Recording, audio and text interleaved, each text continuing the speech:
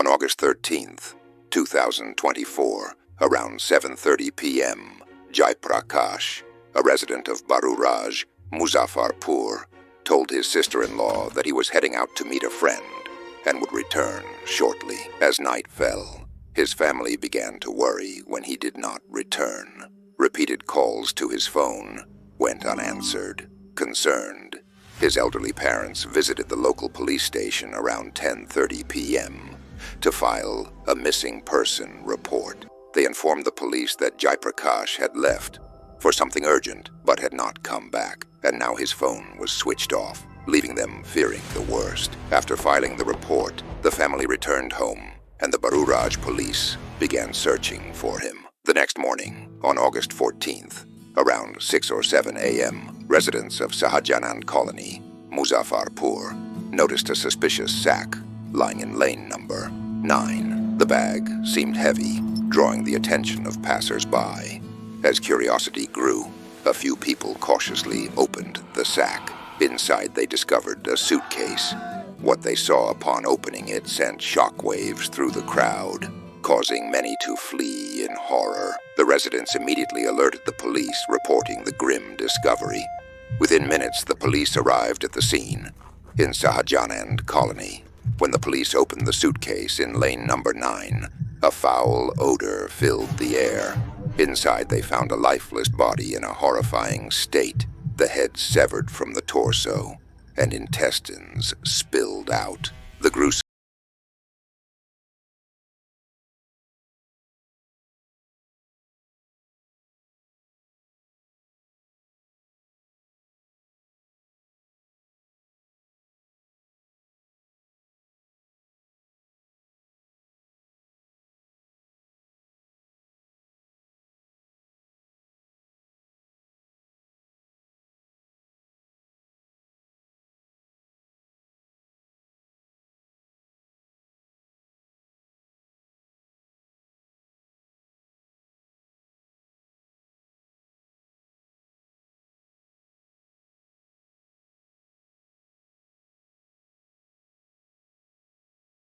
Jaiprakash's parents were brought to the morgue. Upon seeing the body, they broke down in grief. It was indeed their son. Now the questions loomed. Who could have committed such a brutal act, and why? What grudge could someone have against Jaiprakash? When the police interviewed his mother, Ramba Devi, her revelations stunned not just the officers, but also the community. Jaiprakash, their youngest son, was a bright engineer with a promising career. However, Ramba revealed a connection to a woman named Lalita, who lived in Sahajanand Colony. Lalita, a distant relative, often crossed paths with Jaiprakash during family visits. Over time, their interactions grew closer, transitioning from casual visits to frequent phone calls. By 2021,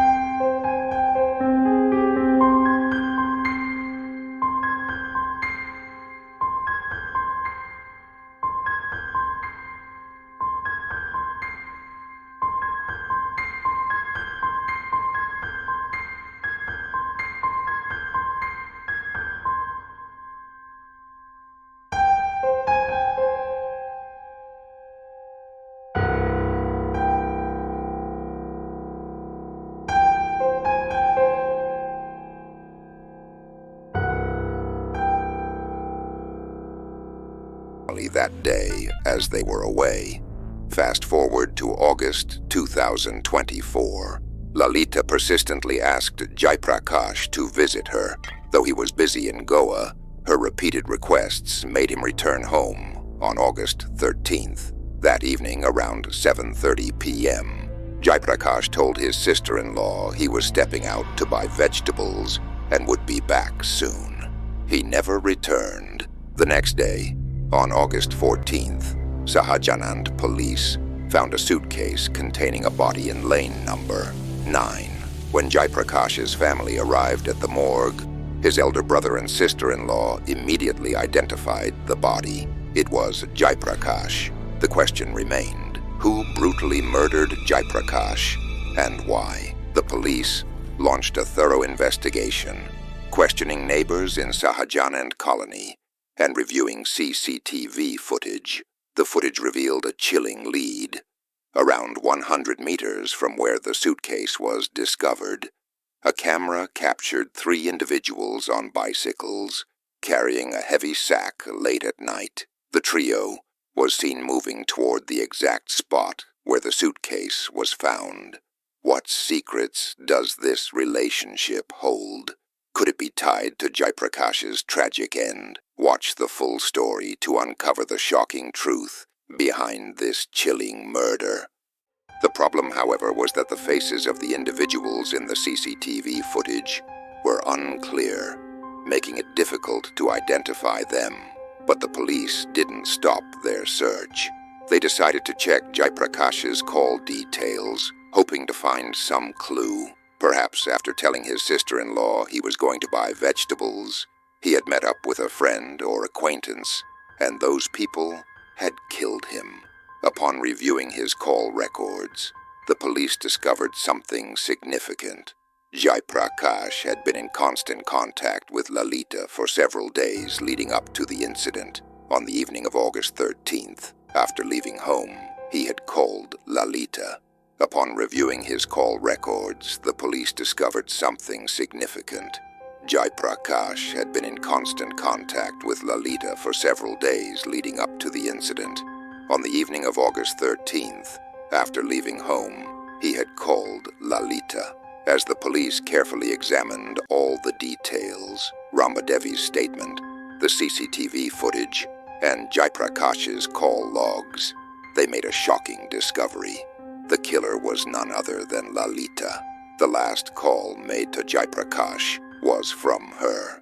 The police immediately set out to question Lalita, but by then, she and her family had already fled.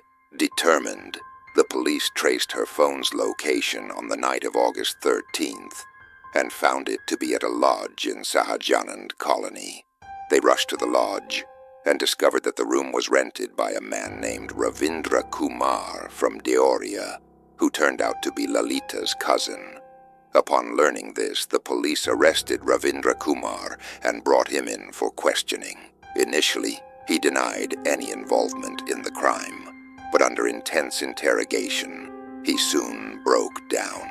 What he revealed about the brutal murder of Jaiprakash left everyone, including his family and the entire colony, horrified.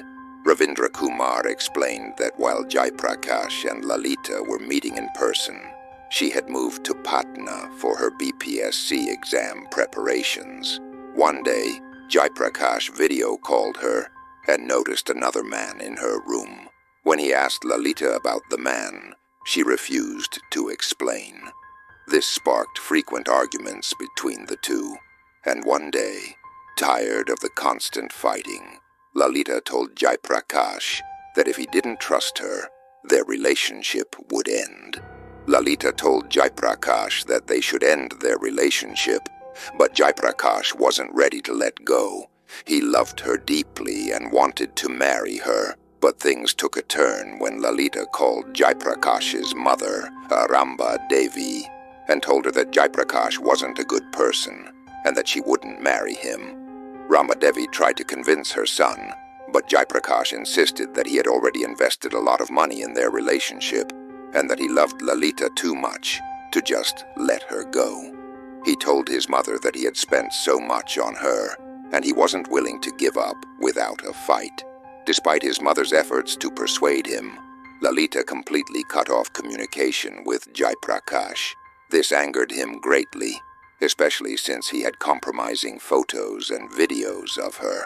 When Lalita refused to speak to him and rejected marriage, Jaiprakash sent the explicit material to her family. and relatives as a form of revenge. Lalita, now humiliated and furious, wanted to get back at Jaiprakash. She began planning with her family to eliminate him. During the investigation, Ravindra Kumar, Lalita's cousin, revealed that Lalita had been calling him repeatedly, trying to convince him to return home. However, Jaiprakash was hesitant, knowing something terrible could happen to him.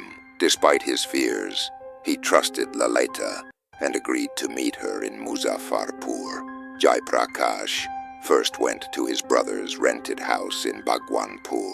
From there, he went to meet Lalita at a hotel, where they had breakfast together. Lalita then convinced him to go to her cousin Ravindra's room, where the wedding preparations, she claimed, had already been made. It was there that Jaiprakash's fate took a horrifying turn. Lalita secretly called her family and informed them that Jaiprakash had arrived at Ravindra Kumar's room. According to the police, as soon as they reached the room, Lalita's brother attacked Jaiprakash with a knife, slashing his throat and stabbing him in the abdomen. He then inflicted several other wounds on his body. The motive behind the murder was rooted in a love affair. During their relationship, Jaiprakash had made private videos, which were later circulated, and this act of revenge led to his brutal murder. After Jaiprakash's death, the group placed his body into a suitcase, wrapped it in a sack, and disposed of it about 100 meters away, leaving it on a bicycle. In this case, the police arrested Ravindra Mahato, Lalita's cousin, but Lalita, her father Kishore Mahato, her brothers Ranjit and Sanjit, and her brother-in-law fled the scene. However, after a few days, Lalita surrendered in court. Following her, her father, both brothers, and brother-in-law also surrendered.